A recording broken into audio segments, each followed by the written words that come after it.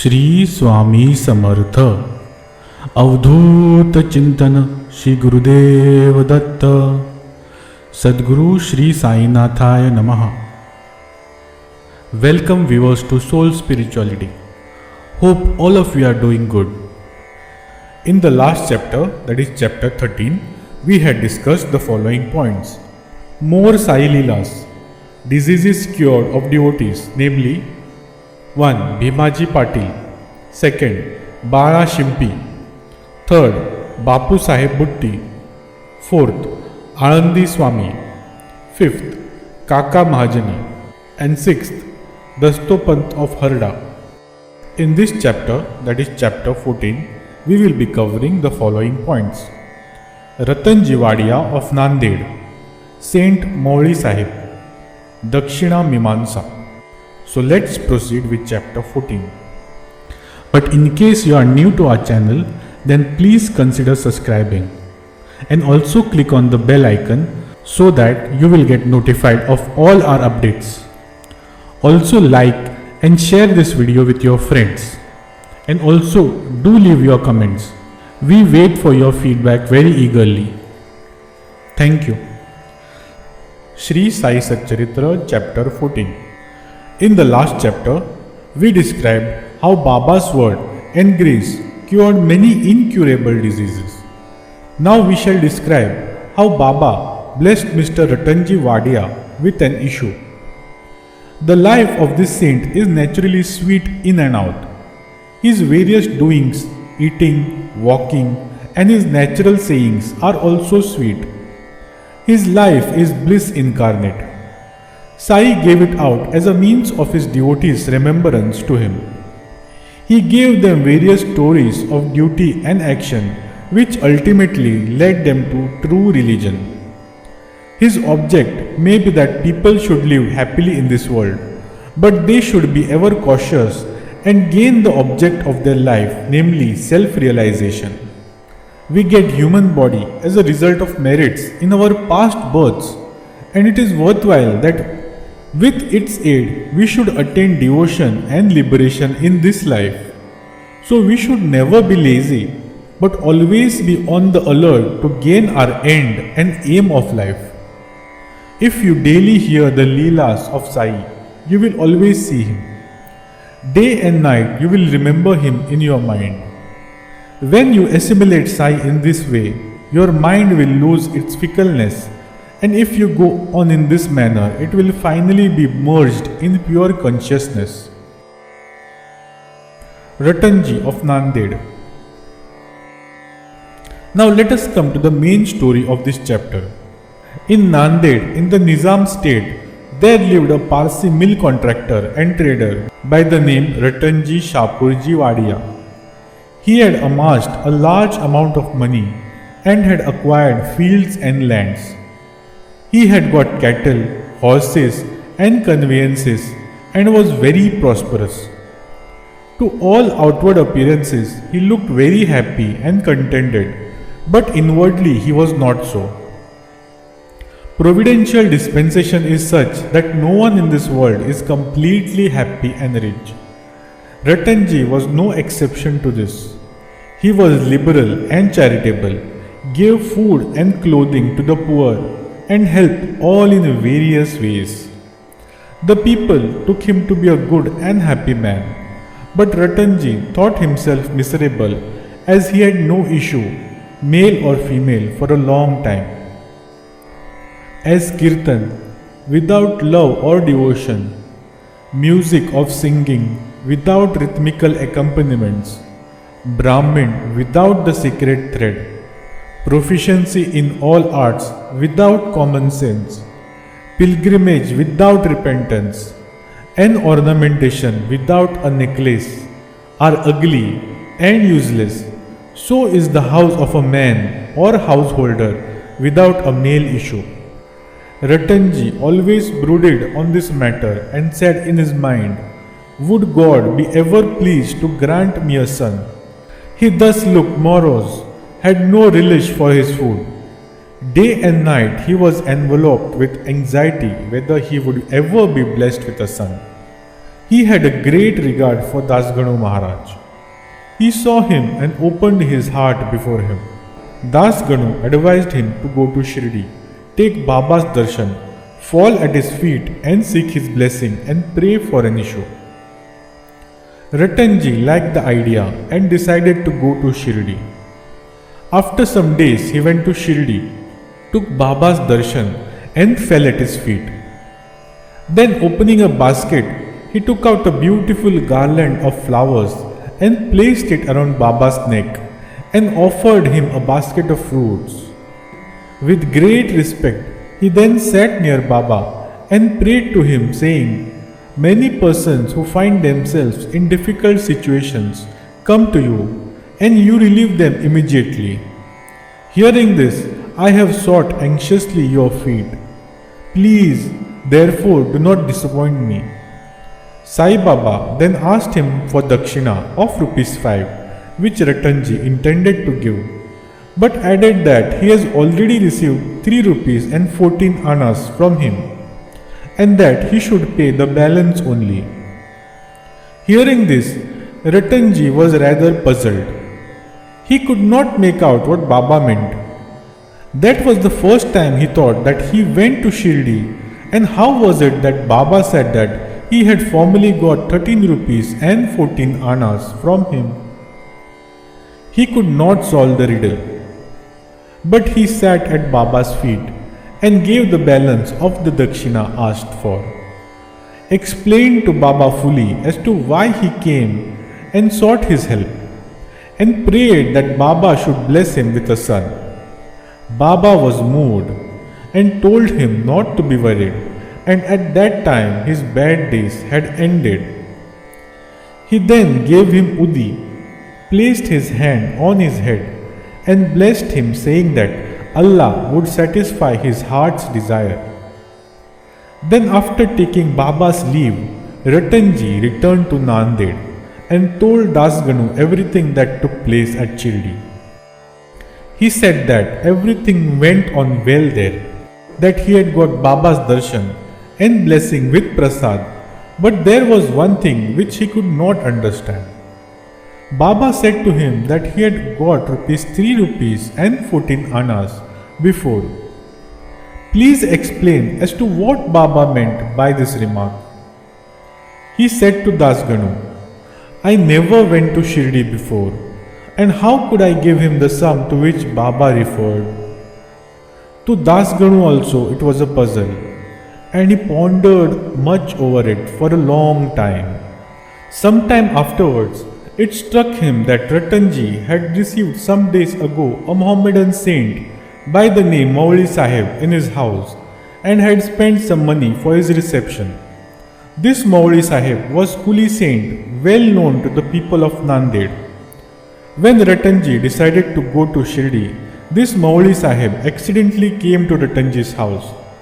Ruttonji knew him and loved him, so he gave a small party in his honor. Dasganu got from Ruttonji the yadi or memo of expenses of this reception, and everybody was wonderstruck to see that the expenses amounted to exactly ₹3 and 14 annas, nothing more, nothing less. They all came to know that Baba was omniscient, and though he lived in Shirdi, he knew what had happened outside, far away from Shirdi. In fact, he knew the past, present and future, and could identify himself, heart and soul, with anybody. In this particular instance, how could he know the reception given to Moulisaheb and the amount spent therefore, unless he could identify himself with him and be one with him? Ruttonji was satisfied with this explanation, and his faith in Baba was confirmed and increased. In due time afterwards, he was blessed with a son, and his joy knew no bounds. It is said that he had in all a dozen issues, out of which only 4 survived. In a footnote towards the end of this chapter, it is stated that Baba told Rao Bahadur Hari Vinayak Sate, after the death of his first wife, to remarry and that he would get a son. Rao Bahadur Hari Vinayak Sate married second time. The first two issues by this wife were daughters, and he therefore felt very despondent. But the third issue was a son. Baba's word did turn out to be true, and he was satisfied. Dakshina Mimansa. Now we shall close this chapter with a few remarks about Dakshina. It is a well-known fact that Baba always asked for Dakshina from people who went to see him.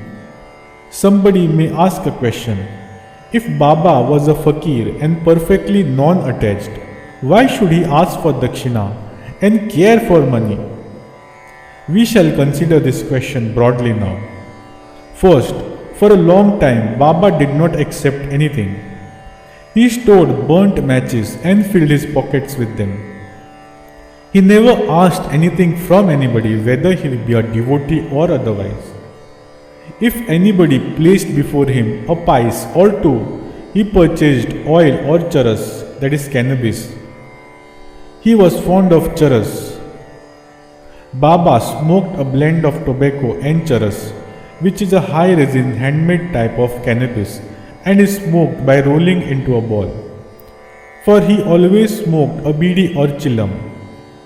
Then some persons thought that they could not see the saints empty-handed, and they therefore placed some copper coins before Baba. If a pice was placed before him, he used to pocket it. If it was a 2 pice coin, it was returned immediately. Then after Baba's fame had spread far and wide, people began to flock in numbers, and Baba began to ask Dakshina from them. It is said in the Shruti, that is Veda, that puja of the gods is not complete unless a golden coin was offered. If a coin was necessary in the puja of the gods, why should it not so in the puja of the saints also?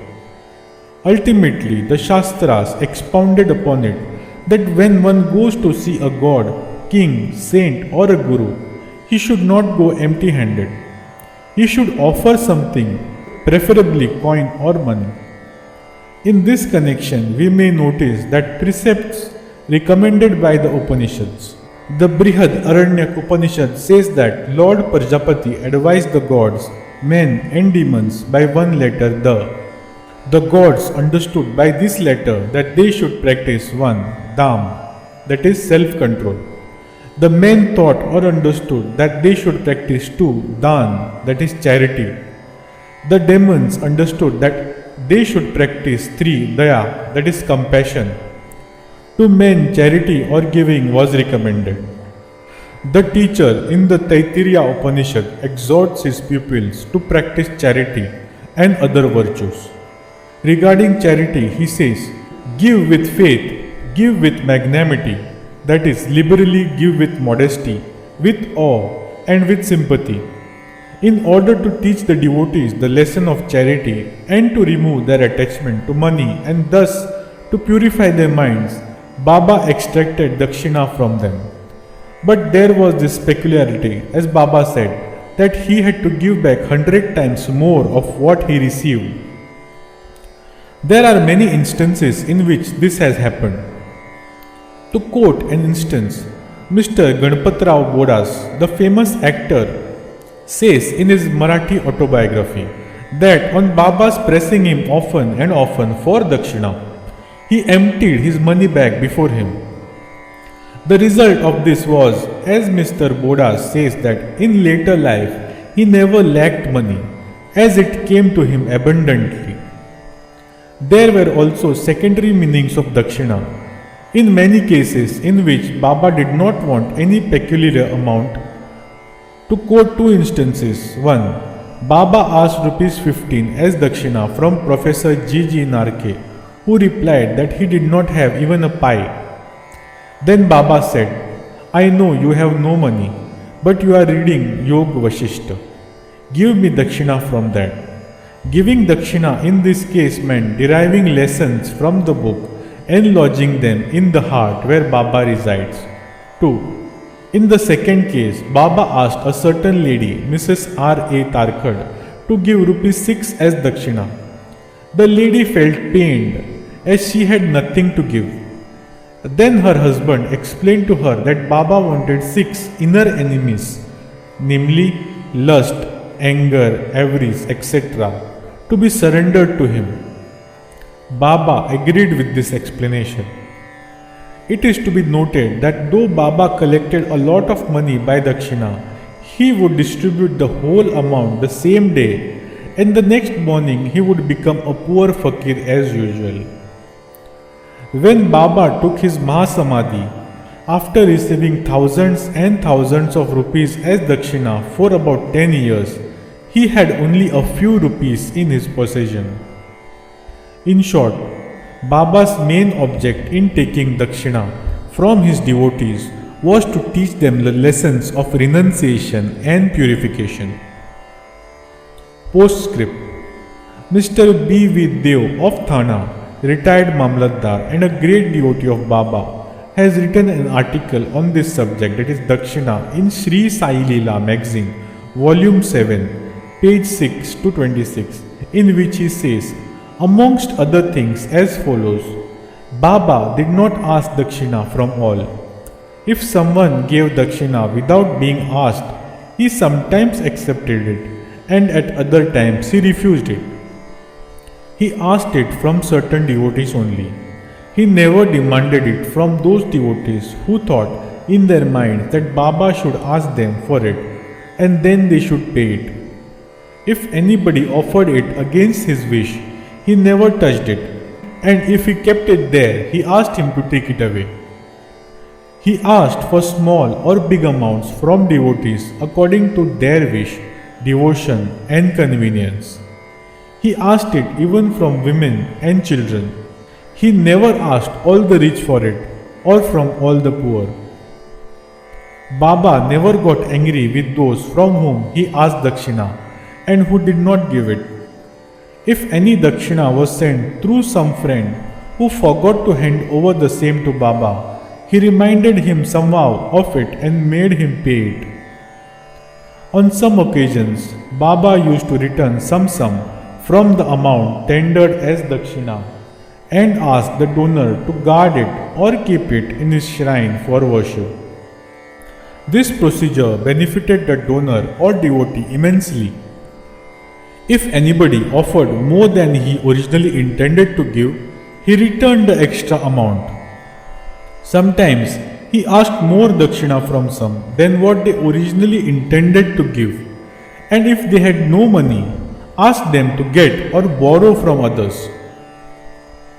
From some, he demanded Dakshina 3 or 4 times a day.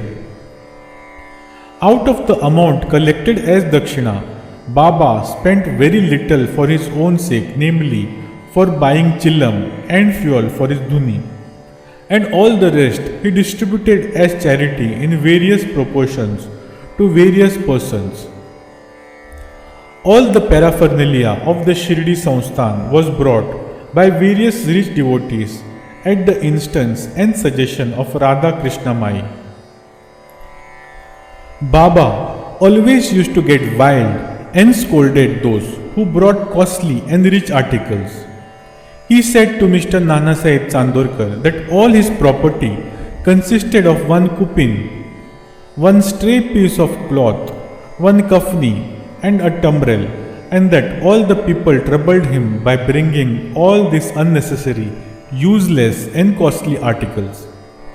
Woman and wealth are the two main obstacles in the way of our Paramartha, that is spiritual life, and Baba and provided in Shirdi 2 institutions, namely Dakshina and Radha Krishna Mai. Whenever they came to him, he demanded Dakshina from them and asked them to go to the school, that is the Radha Krishna Mai's house. If they stood these 2 tests well, that is, if they showed that they were free from attachment for woman and wealth, their progress in spirituality was rapid and assured by Baba's grace and blessings. Mr. Dev has also quoted passages from the Gita and Upanishads and shown that charity given in a holy place and to a holy personage conduces to the donor's welfare to a great degree. What is more holy than Shirdi and his presiding deity, Sai Baba? Bow to Shri Sai. Peace be to all. Thank you. Dear friends and viewers, if you like this video, please shower us some of your love by liking this video and by subscribing to our channel. Also share this video with your friends and do leave your comments or feedback in the comment section. Thank you. Shri Swami Samarth अवधूत चिंतन श्री गुरुदेव दत्त सद्गुरु श्री साईनाथाय नमः.